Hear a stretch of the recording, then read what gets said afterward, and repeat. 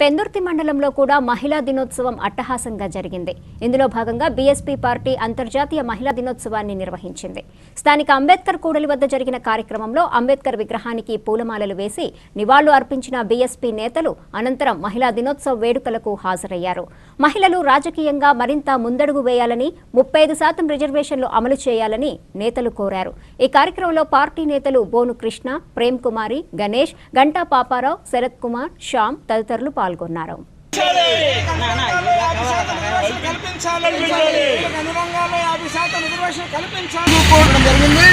అయితే ఆ రోజు ఎవరైతే స్త్రీలకి హక్కులు ఇవ్వడం అనేది కుదరదని చెప్పి మంత్రిని తృణప్రాయంగా స్త్రీల కోసం అలాగే బీసీ హక్కుల కోసం మరి ఆయన తృణప్రాయంగా తన పదవిని కూడా రాజీనామా చేసి ఆయన బయటికి రావడం జరిగింది.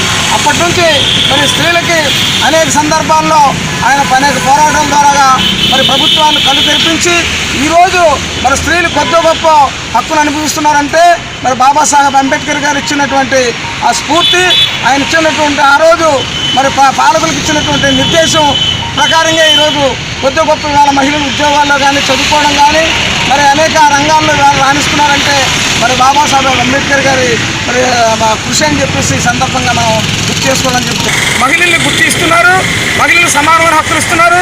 దురదృష్టమైనటువంటి భారతదేశంలో ఇంకా మనువాద రాజకీయాలు నడుస్తూ ఉన్నాయి, అగ్రకుల రాజకీయాలు నడుస్తూ ఉన్నాయి. కాబట్టి ఇవన్నీ పోవాలంటే స్త్రీలలో చైతన్యం రావాలి. స్త్రీలు అన్ని రంగాల్లో మరీ ముఖ్యంగా రాజకీయాల్లో మరి స్త్రీలు రావాలి. ఆ క్రమంలో వచ్చిన సందర్భంగా మేము తెలియజేస్తున్నాం. ఆకాశంలో సగం అనే నినాదంతో మేము ముందుకు వెళ్తున్నాము. కానీ 50-50 మగవాళ్ళు 50%, ఆడవాళ్ళు 50% ఉన్నా సరే కానీ మాకు రావాల్సిన హక్కులు ఇంకా ఇప్పటికీ కూడా మనువాదులు అగ్రకులాల మమ్మల్ని అణచివేయడానికి, దళితులను అణచివేయడానికి ముఖ్యంగా చూస్తున్నారు. మా రాజకీయం ఒక ఆడమనిషి సర్పంచ్ అయినా సరే కానీ భర్త కమిషన్లలో పని చేయవలసిన సమాజం ఇంకా ఉన్నది. అదంతా పోవాలి అంటే సంపూర్ణ మహిళలుగా మేము ఎదగాలి అంటే ఇంకా ఎన్ని రోజులు పడుతుంది అని మేము ఎదురు చూస్తున్నాము. పోయి మహిళల్ని ఇంకా మళ్ళీ వంటగదికి పంపించాలని వాళ్ళు ప్రయత్నం చేస్తున్నారు. ఇది చారిత్రక నేపథ్యం. ఆనాడు అంబేద్కరు, పెరియారు మహనీయులు కళలకన్నటువంటి రాజ్యం కాకుండా సావిత్రిబాయి పూలే కళ్ళక కనీసం ఒక వచ్చింది కాబట్టి మా పార్టీకి మహంజీ మాయావతి గారు ఇప్పుడు జాతీయ అధ్యక్షురాలుగా ఉండగలిగారు.